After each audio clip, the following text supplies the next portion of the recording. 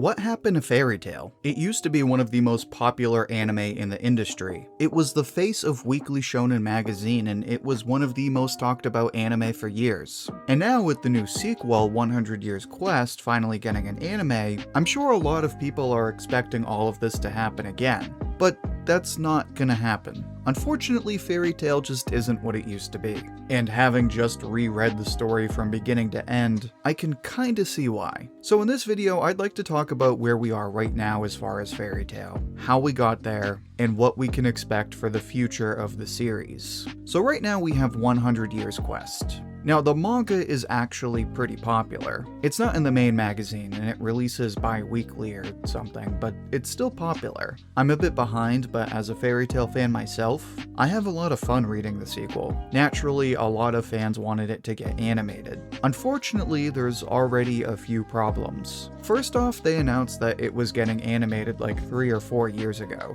and then it was complete radio silence until this year. Now, that doesn't really mean anything. It could mean there'll be some issues. It could also just mean they put that much more effort into the anime. In any event, it is sort of a back-of-the-mind concern going forward. Second, it is being animated by JC's staff, who have also been animating Eden Zero. And just like Eden Zero, they've kinda watered down Mashima's art style to where all the characters look pudgier. Now, they have done a good job with Eden Zero, so I'm not that worried about the animation, but it is kind of disappointing that we're getting this toned down, generic look for the characters. Now, besides those two issues, there's an even bigger issue. Namely that only Fairy Tail fans really care about this. Not even Mashima fans. As someone who loves Eden Zero, I've seen plenty of people on YouTube who are like, yeah, I like Eden Zero, but I'm still not watching Fairy Tail. And while the 100 Years Quest manga is popular, I only see Fairy Tail fans following it. Now obviously part of that is because it's a sequel, but that's not an issue with, say, Boruto. You could not be a big Naruto fan, but check out the anime or be like, oh, okay, that looks good, maybe I should check it out. I don't know how many people are actually saying that about Boruto, but just humor me. Anyway, it's really only Fairy Tail fans that care about the new anime, and if you ask me, it's because of the way the original series ended. But Fairy Tail didn't just suddenly lose people in the ending. It had a few big issues that came up again and again over the course of hundreds of chapters. So to understand why Fairy Tail lost a lot of its original fans, we need to look at what pulled them in to begin with. Actually, before I do that, make sure to like the video if you're enjoying it so far. It's the easiest way to support the channel, and it helps spread the video to other viewers like you. Now, I'm not gonna lie, before I started this read-through, I remembered early Fairy Tail being pretty boring. Oh, and I should be clear, while I did start with the anime, I'm mostly concerned with the manga for the purposes of this video. So I'm not gonna get into the issues with filler, even though there is a fair bit of it. Anyway, ignoring any filler episodes, I remembered early Fairy Tail kinda dragging on. But then I started the manga again, and I was like, god damn. So it starts out with some low-stakes quests. First, they fight this weird snow monster, then they go on a mission to sneak into this rich guy's house. But these are quick and they're honestly pretty fun. And as this is all happening, Mashima is thoroughly developing the world and the power system, and establishing each character's arc.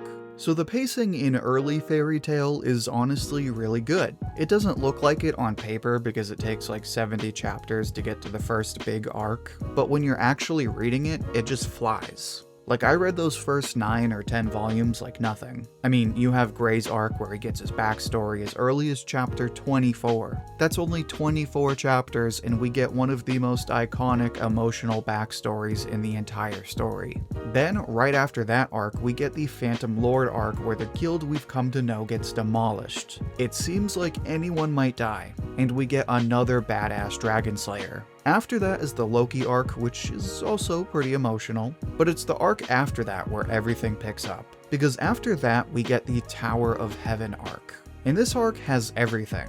We get the big reveal that Siegfried is really Ares' friend Gewgle, and he's gone totally batshit evil. We get Erza's super emotional backstory, which was huge at this point because prior to this, she was just a cool character, but we didn't know that much about her. And it's in this arc that we get what is probably the most iconic character development in the entire series. We see Erza start to overcome her past, shed her armor, and fight for her new family. And of course we get Natsu versus Gewgle. And the crazy part is that it doesn't stop, because after this arc we get what I think is an even better arc.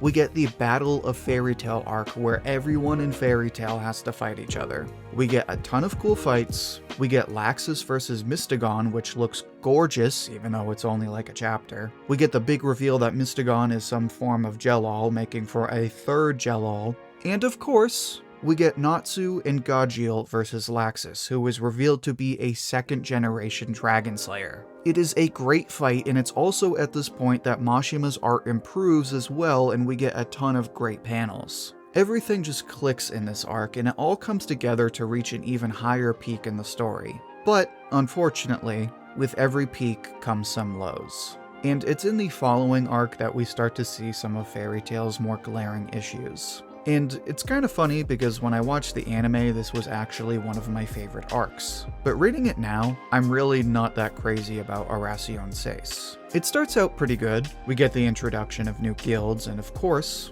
we get introduced to Arasion Seis, one of the big 3 dark guilds. And while I don't think this arc is even bad, I just don't like it as much as the previous 2.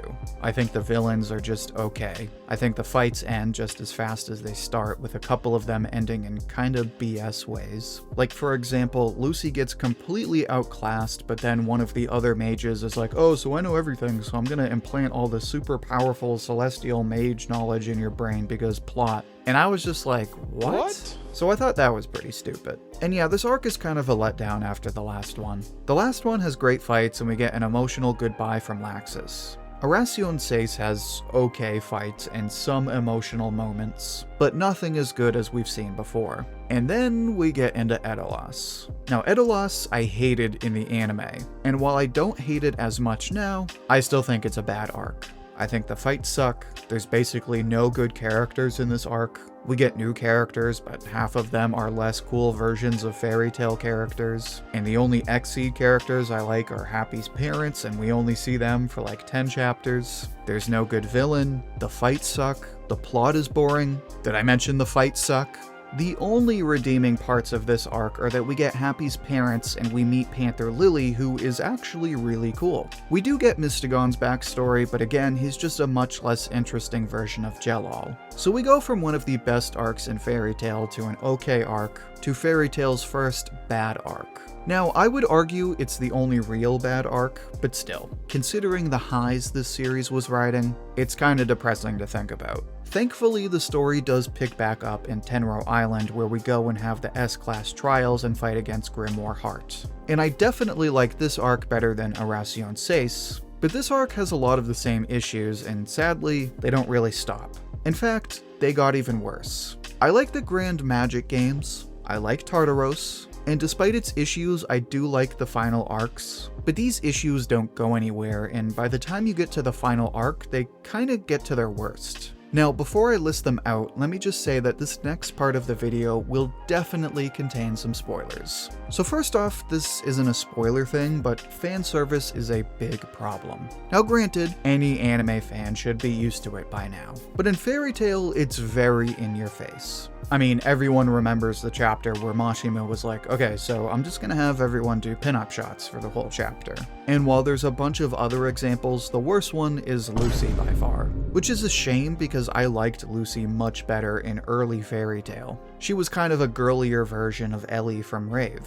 She was into fashion and, you know, girly stuff, but she was mischievous and kinda sneaky too. But starting around Arasion Seis, we get the lucky lech stuff, as you might call it, and yeah, it's just annoying. And it only gets worse. Now, I'm over it, but a lot of people don't like it, and it's why they dropped the series before the ending. But that's just one problem. Another problem are the fights. Which is weird because fights are one of the big appeals of Fairy Tail. But going back, I kinda realized why I don't like the majority of the fights in this series. For a lot of these fights, they start off really well, ramp up fast, and then get resolved just like that. Now, in a lot of cases it works out well, but for the most part it just makes fights feel cheap and rushed. For example, this happened when Gray fought Rufus. I didn't like that fight at all. It was also a big problem for me when Natsu fought Zeref in the final arc, but we'll talk more about that in a minute. I think this problem stems from another one, which is the plot.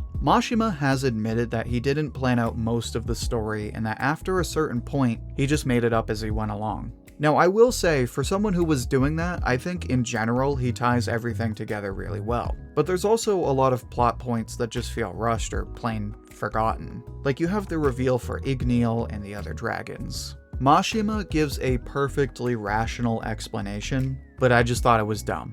There's also like no transition between arcs. Like some arcs have it, but for the most part there is zero transition and it's kind of disorienting. Now I will say that a lot of the stuff people say is bad writing really isn't that bad. Like Natsu being able to use lightning magic is a little dumb, but going back it actually makes sense how he did it. I think it was more execution and timing. But more than anything, I think what people don't like about that scene is that Natsu was getting his ass beat, and then Laxus is like, hey, I trust you, bro, and then suddenly Natsu can kick his ass. So it's scenes like this that give Fairy Tail the reputation of power of friendship. And while it definitely happens, it's not as bad as people make it out to be. Although, I'm not gonna lie, I don't like either of the fights with Zeref. The first one is dumb, and the second one is dumb. There, I said it.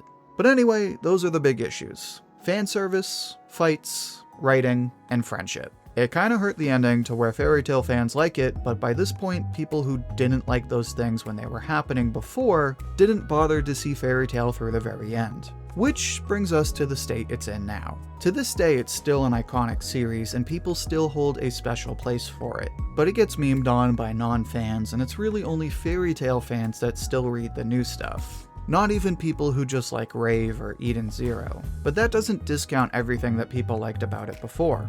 Fairy Tail still has great characters, cool fights, and a lot of emotional moments that resonate with fans for decades. So while Fairy Tail has some big issues, it's a series that got a lot of people into anime and became a part of their identity in a way. Which is why I have big expectations for the return of this series. But now I'd like to hear what you think. What were your first impressions of Fairy Tail? How have those changed today? Share your thoughts and see what everyone else has to say down in the comments. I'll pick my favorite and share it as comment of the week on my community tab. And if you'd like another discussion like this one, then make sure to check out my video on Rave. In that video, I talk about the current state of Rave and give my thoughts on the manga. You can find that video in the playlist linked right here. Until then, thank you for watching, and I hope to hear from you soon.